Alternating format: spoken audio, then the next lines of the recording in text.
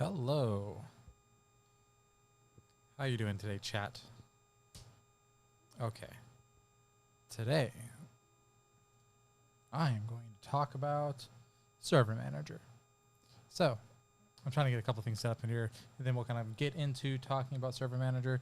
It's an interesting little thing, and it's one of the ways that we deal with Windows. So, bam, there we go. Getting in here, getting it set up. Okay, so we're back into our EXXI server today. And we're going to kind of play around with this a little bit and talk about what a Windows server does. And then kind of go from there. Oh, I just realized I misspelled man. Sure. There we go. All right. So let's get in here. Let's go find that Windows Server Manager. Okay. So today we're going to actually use this through the remote console, which is, so we're going to use VMware Player today.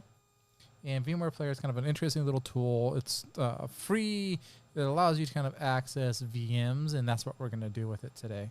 So here it is. This is VMware Player. It's something I can host on my own computer, and it allows me to access a virtual machine from here.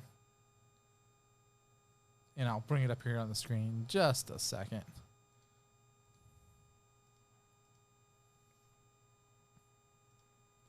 My computer is acting weird.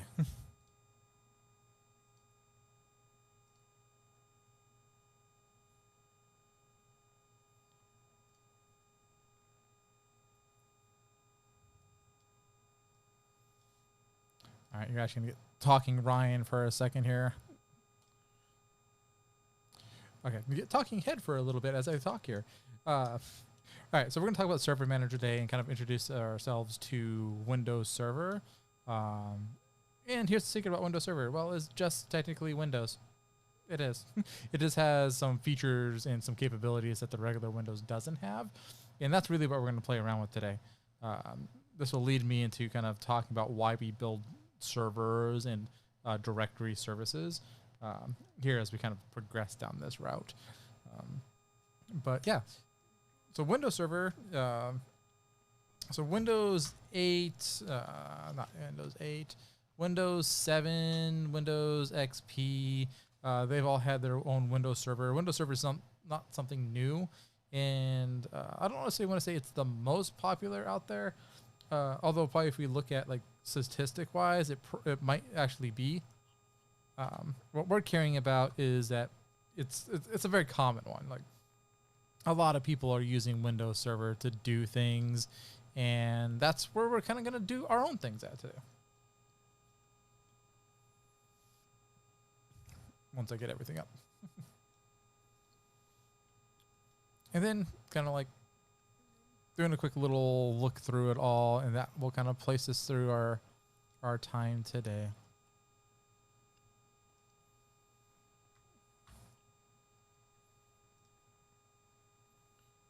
And then tomorrow, I'm going to talk about keyboards. Keyboards will be fun. All right, I'm almost there. I promise.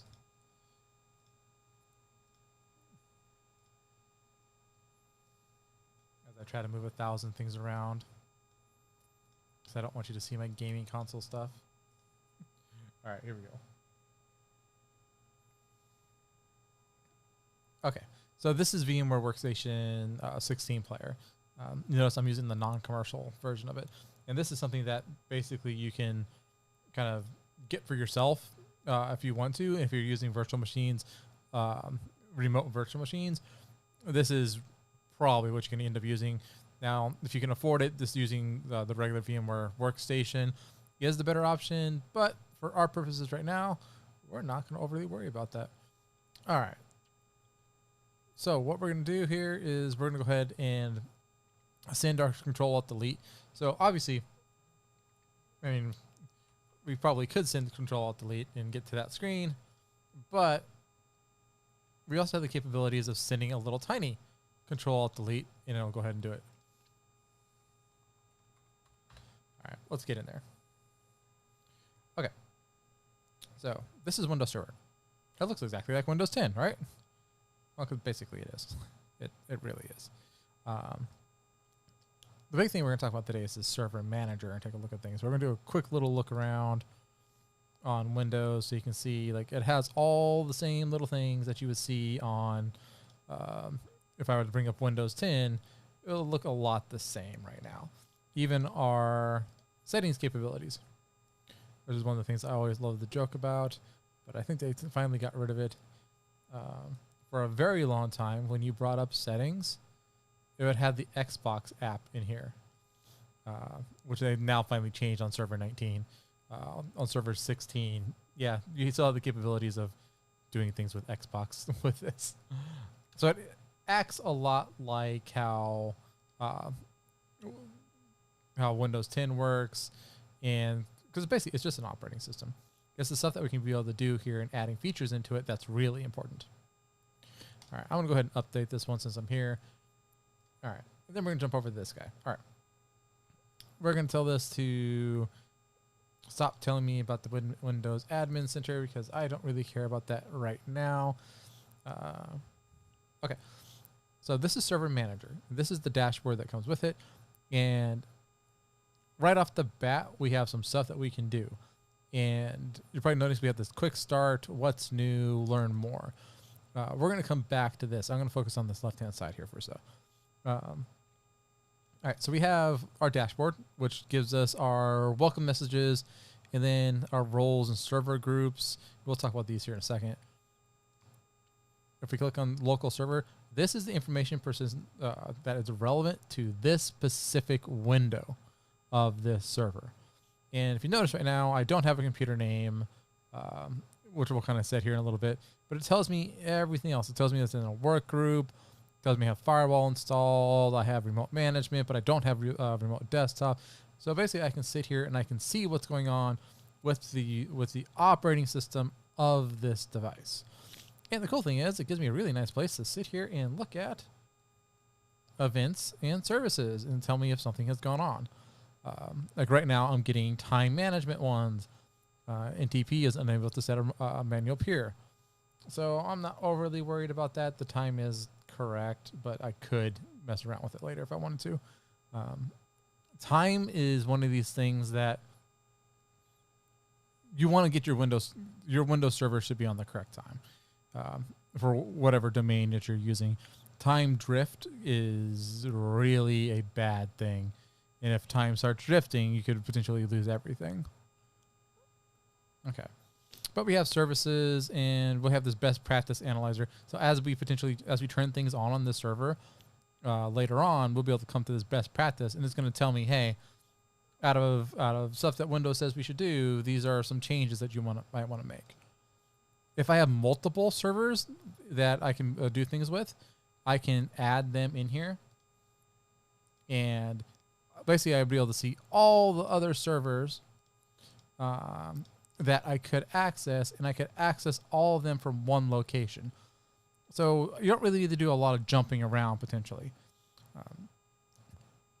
And the same thing, I can be able to track our events and potentially other services that are going on, and still get the best practices for anything that's going on with all of my servers in my group. And I can sit there and I can watch the performances and be able to check who is running what, which is really kind of nice, especially if we're not 100% sure. But also be this really nice one-stop shop for everything that we're doing. And we'll get into that. There's a couple ways that we can do kind of one-stop shops for things. And then almost all servers, the first time you install them, is always going to come with the file and storage services automatically turned on because you're going to use some type of storage on this device. So yeah, that's what this is. This is how we end up doing storage, file server, and disks and storage pools off of this device. We can add file storage in here, and we'll play around with a little bit of that as we kind of progress through. All right, so let's go back to our dashboard. Okay. A server, its whole purpose is to serve. So it's going to serve something. I mean, it has to have something there that everybody else wants, and we're going to kind of tell it what it's providing for everybody else. So there's servers all over across everything that you're doing. Right now, to watch this video, you had to have some type of DNS server that told you where YouTube was and directed you in that direction. And that's where you get a DNS server. Your home Comcast device has some type of DHCP server on it that's handling the assignment of addresses. Like if we go look at mine right now, IPv4 is being done by DHCP. I can also bring up PowerShell, do an IP config. Let's do a /all. And we can find out who, so 192.168.86.1, whoever this is inside my internal network, it's probably going to be my DNS and my DHCP server for my internal network right now, which is totally fine. I wanted to do that. And to be clear, this address right here, that's the XXI. That's the NUC right now. It's running its own internal IP addresses. If we jump back to our NUC, give me a second here.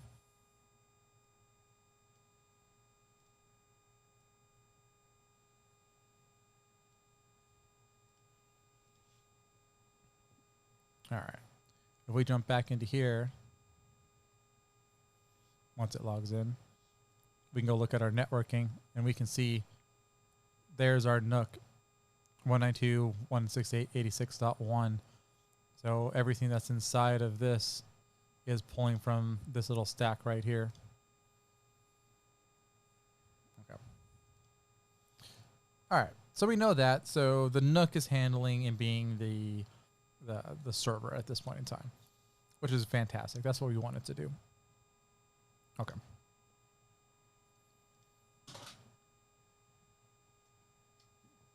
Thank you. I will show. I haven't looked at these yet. I might show this group later. Those are my keycaps for the thing I'm doing tomorrow. And I want to look at them, but I will hold myself to doing this. Okay. All right. So, again, our server needs to be able to do something. And right now it's just running by itself. So we have these things called roles and features. We can create server groups. We can connect to cloud services, all from this central point. So for us right now, we're going to kind of talk about what I can add to it and then what it's already doing. So what you're seeing here on the screen right now is what it's already capable of doing.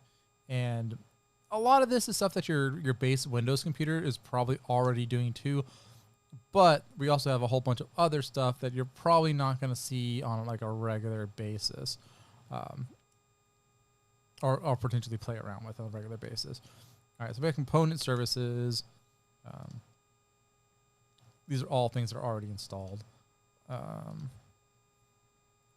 it just kind of gives us a quick little breakdown of what is running and what components of our operating system is actually operational. And we can come see what applications and system stuff is actually running in the background. So this is components of the operating system of the server. All right, computer management, the same things as what you would see on a Windows computer. I'm not going to go through every single one of these. But you have all of this base Windows setup that's already in place. A lot of this is stuff that is already configured.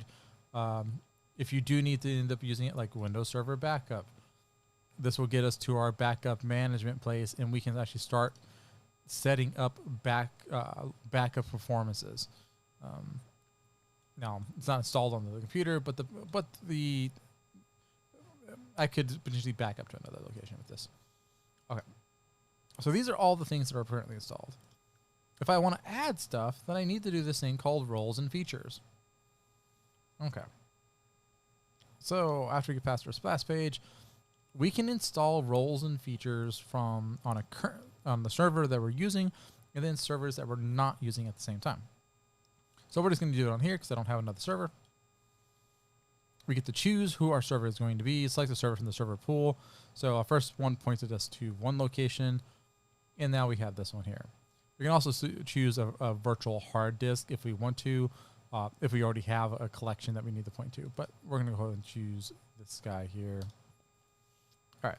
So here is our massive list of what this Windows server can become. Let's blow this up. Come on, go big. Okay, there we go.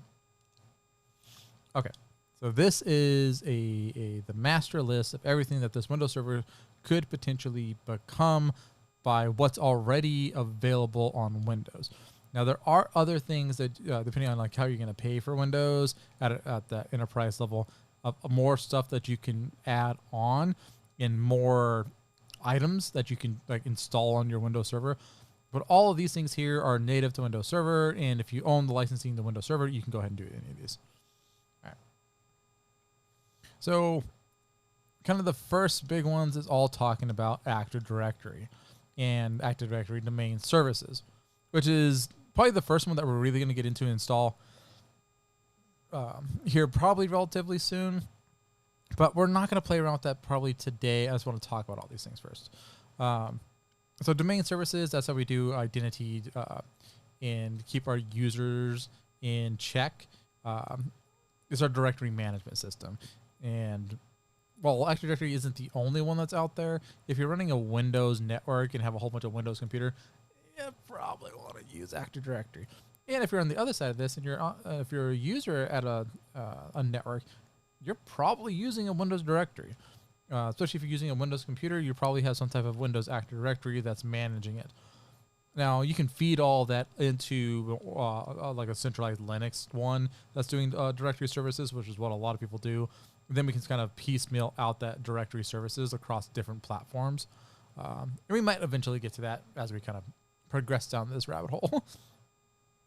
So these first 5 on here are all doing with that directory services.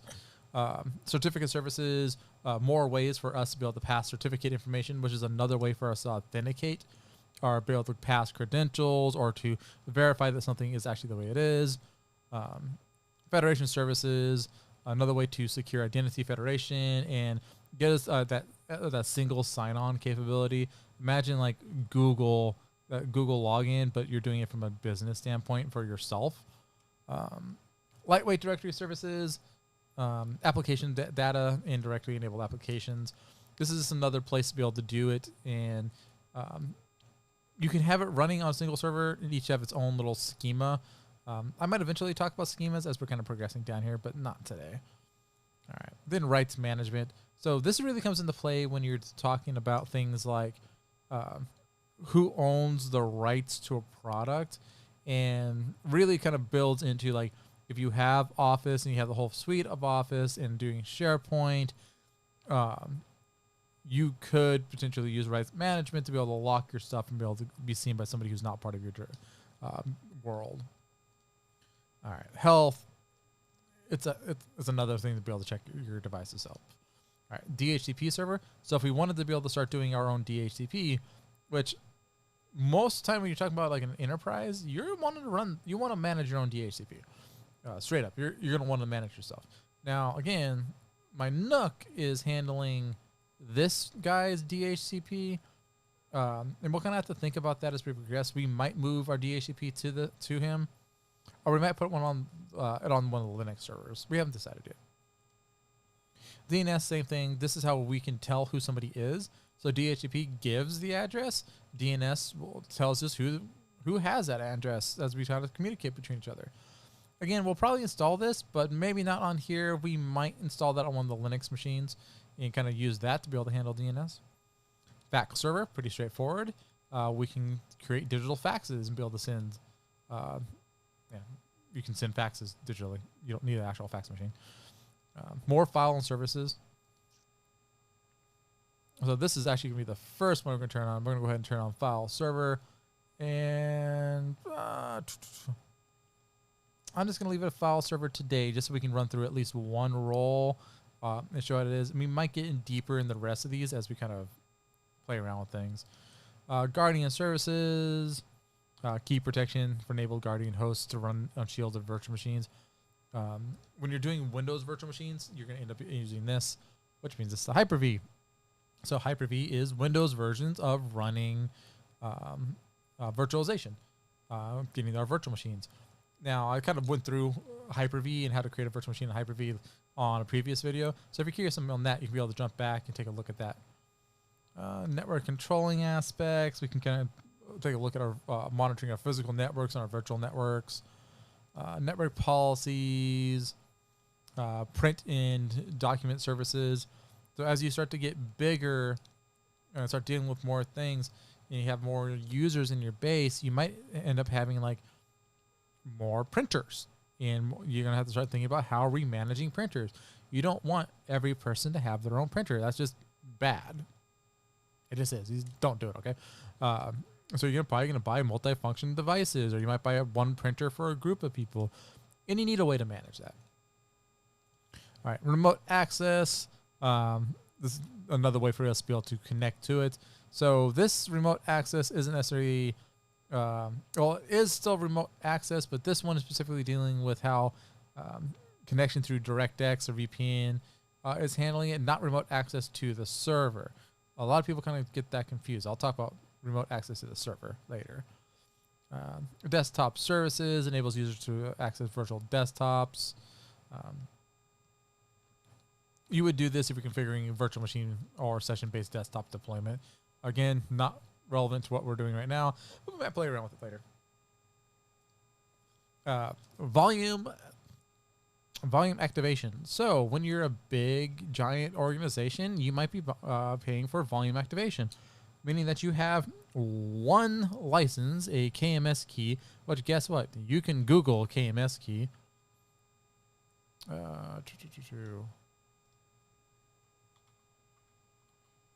Let's go look at the KMS key. Hey, look. Here's the volume licensing keys for... Oh, actually, this is the key. Where is the keys? Oh, that's just telling me how to do it. Where's the actual keys? Come here, keys. Client keys. Does this have the list? There we go. Okay. Hey, here's all the KMS keys. So I could take a KMS key if I had the proper licensing and turn on this volume activation service. So any Windows device that's in my network, as long as I have the proper license, so there's some additional licensing that I need to have set up, but I put that in there with the appropriate key, which is public. They don't care who sees these keys because you have to have additional things turned on. You have to have some rights and privileges on your Windows computer already set up. But once that's in place, any computer that's on my network that's a Windows, instead of me providing an individual license key for it, will bump itself off of KMS. Web servers, this is pretty straightforward. It's running a web server. Now, in the small picture, yeah, you might do it off of Windows. In a bigger picture, you're probably never going to do it off Windows. There's actually a couple Linux distributions out there that are significantly better at doing web servers. And that one we'll probably definitely delve into when we start playing around with Linux a little bit. Deployment services. So ways for us to deploy Windows across multiple devices. So you don't want to walk up with a USB drive to every single computer and plug it in and wait the 20 minutes that it takes to do things. You just don't want to do that. So this gives us that capability of creating a operating system and then being able to deploy it out there for everyone else. As you get into certain aspects of how you do legacy Windows and legacy deployment, you will use WDS. The world is changing in this matter. We're moving to an Azure method of doing this, which is kind of more built online, and that is where we're headed to. So you're gonna hear me say legacy with some of these things. That's what it means. It's for those individuals who are still doing everything strictly off of the Server 19 instead of a cloud version of it. Then Windows Server Update Services. So again, if you're on a bigger network and you have 100 machines, you don't want those machines to just run their own updates. You don't. You are going to run this through a Windows Update service, and then you're going to manually select what updates to apply as you do things. That way, you're actually applying the right update for what you're doing. And when you start talking bigger environments and you get beyond that 1 or 2 computers, like 1, 2, 3 computers at home, update them as you go. Straightforward. Just update it as it goes. When you get into the bigger world, bigger businesses, and you have 100, 200 computers, you're actually going to probably take about 4 or 5 months to determine if that update is appropriate. So then you can apply it to 1 or 2 machines, do all the testing, make sure the software works on it, and then update the operating systems as you go. You can actually buy licensing at the enterprise level where you only really get like updates every 6 months. And you get to these things like if you look at the back here, long-term servicing channel and the long-term servicing branch. Those are just different ways that we deal with the licensing. Like how often are we actually updating and how often is it going to give you a version for it? Okay. So again, we're just turning on file services. And if you notice, we move to the next page and now we get some more things to look at. So these were roles. These are basically saying, hey, these are things that my server is becoming. And now here's a whole bunch of features that my server can do that we might want to look at. I'm not going to go through every single one of these, but we have a lot of capabilities. And a lot of these are also things that your regular computer can do too. But not all of them. Not all of them. All right, the other one that we're going to turn on right now, we're going to turn on group policy management, because probably in the near future I'm going to talk about doing group policies, and that's the capability of doing that. We're not going to do, no, I'm going to turn on encryption for it. So if you notice on this one, when I clicked it, I got a whole nother box here. So this whole other box is saying, hey, if you want to turn that on, you got to turn all of this on. And if you notice, I got that remote server admin tools is saying you need Active Directory and Active Directory license tools. If you're going to turn this on, you have to turn on all of that. So we're going to go ahead and not do that. Okay. Any other ones I want to specifically turn on for right now? No. I think that's all I want to do for today's purpose. Windows PowerShell. Nah. Search, server backup. No, we're going to leave it at that for today. Okay. So we're going to force this to do a restart if it wants to. That's just a personal preference on my side. So, all right. Done. Install. Okay. This should go fairly quickly. This is running off a solid state drive. It's running off a i5 processor. So this moving quickly through this process probably be done in the next couple of minutes. If it forces us to do the update, we'll probably go ahead and change our name afterwards. That way we have a name that's appropriate for it, and we're keeping track of the name in a better, more meaningful way. It is always a good idea to actually name your computer something that is relevant, because the generic win dash whatever, it's all right, but it doesn't mean we know who it is, and we don't know what its purpose is. And the most aggravating thing in the world is when you're working on a computer and you don't know what the intended purpose of it is, because it has this, like, this is Bob, this is Gandalf. That's a very common thing to see servers called like Gandalf. Okay, that's fine, but it's kind of breaks the proper naming convention idea here. You want to name something that is logically what the purpose of that machine is. So when this comes back up, we're probably going to name this guy server test. Yeah, we'll go with server. We'll go with server test when it comes back on. All right. If you notice, the VMware Workstation didn't boot us out, even though the server technically restarted itself. It actually kept the connection running, and that's signs of a good virtualization client. Like this here, we're just viewing it. Some clients won't actually allow you to do that. It'll actually end the connection. All right.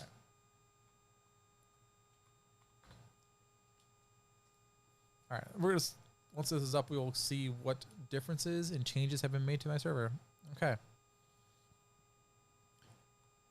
So it populated a splash page saying, hey, congratulations, you finished everything. And now we're going to give it a second. You're going to see I have this little flag up over here for notifications telling me, hey, things happened. You should be aware of this. All right, close that. I'm waiting for, there it is.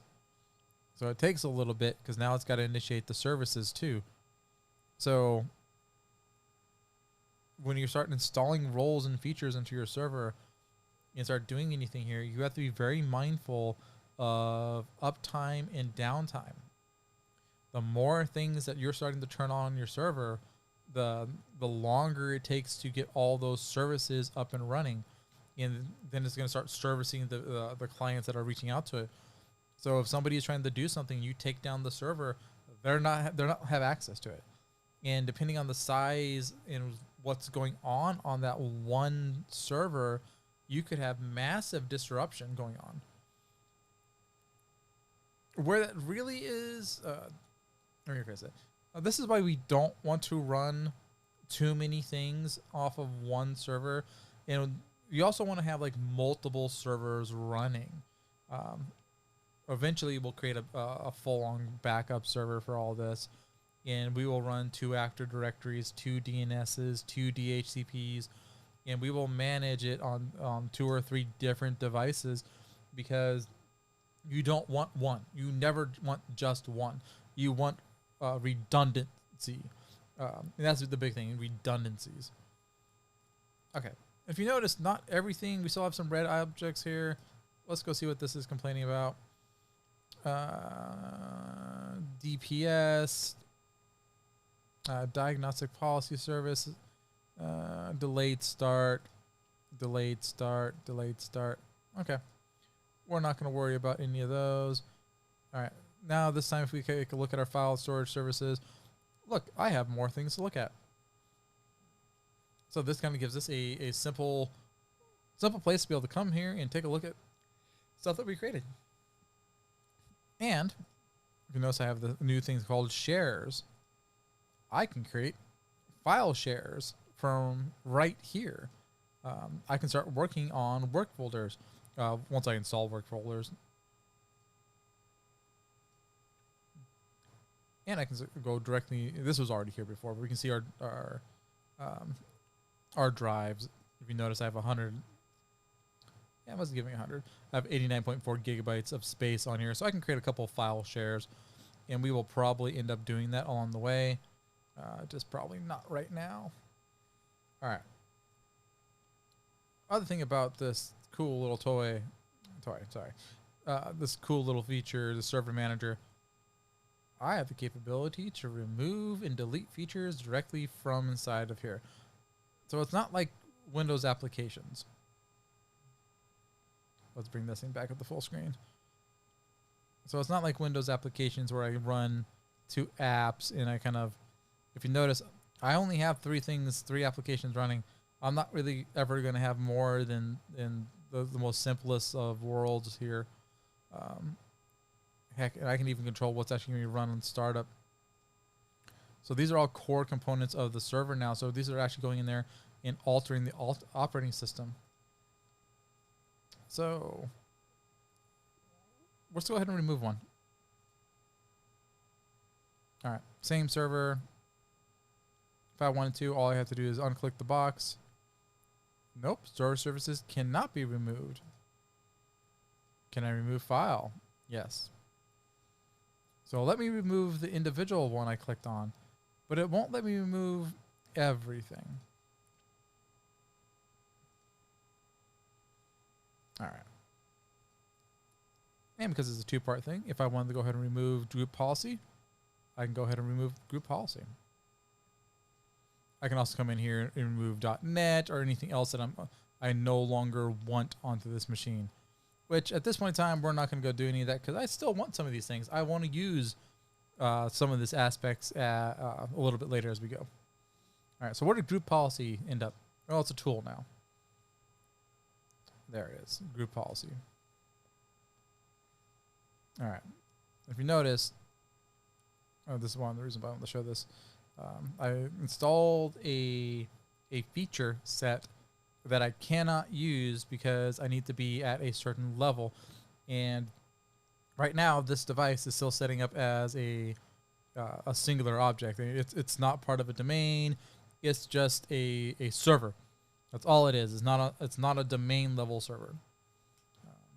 And I probably should talk about that next week. We'll talk about the different levels of domains and how they interact with one another. So we'll probably do that next Wednesday.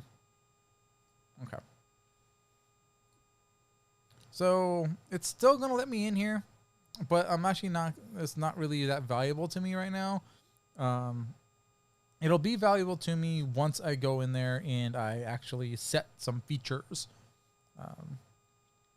We'll get there though. We will get there. Okay. Yeah, go away. All right. So one of the last things I'm going to do for tonight, because that kind of goes over Server Manager, and we got a first little run around in this world. All right. We're going to call this test server for now, and let's give it a name. All right. I guess technically this is going to become a domain controller.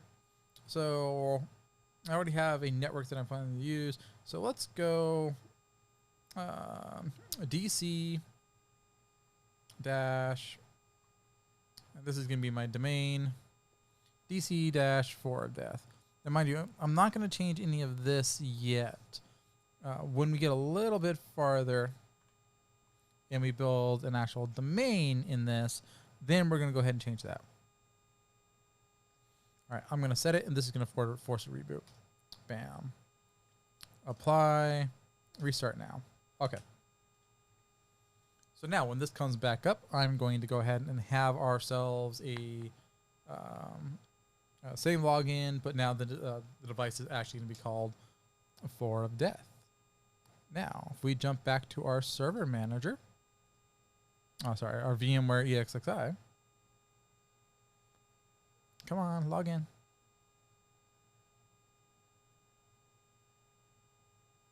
Come on, log in. All right, it's thinking. It's thinking very hard, apparently. I don't need those anymore. All right, fine. I'll refresh you. All right, there we go. All right. So if we go look at this machine, actually, let's go manage. Okay. Nothing there yet. Let's go look at our virtual machine. All right. It changed its host name here. So now the EXXI is fully aware of what this machine is. And now when I come in here, bam, I know exactly who this is. And I can interact with him in kind. So the name has changed there. Performance. All right. And I kind of want to show you this right now. So this is the CPU of us having that server up and running. And actually, I have 2 devices up and running. One of them is the Windows 19 server, and the other one is a 4th Linux machine that's on here right now. So both of them are kind of doing things and are fully operational. But I can click on just Windows, and we can just take a look at what just that Windows one is. And if it's easier for you to see, high contrast and colors. All right, let's go look at our network usage. If you notice, not a whole heck of a lot of network. Yeah. Okay. All right, so that is what Server Manager is. It's a kind of pretty nice little place to be able to kind of play around with things, to get in there and do things on our server. And as I kind of progress down this series of videos, we're going to do a lot of stuff inside of Server Manager. This is kind of going to be our starting point for nearly everything that we're going to do. And it's going to be a lot. It really is going to be a lot of little stuff that we're going to do inside this little network. Okay. So, thank you for watching. That's going to be it for tonight. Tomorrow I plan to talk about keyboards. So if you want to come back and watch me talk about keyboards, and you'll be able to see what's in these little boxes, which, oh, I can't wait. I'll probably actually be pulling these off out of here tonight and installing these tonight so I can show you the keyboard tomorrow. But okay. Thank you for coming by. I hope these are interesting. If you like them, please, like and subscribe. But other than that, have a good night. Bye.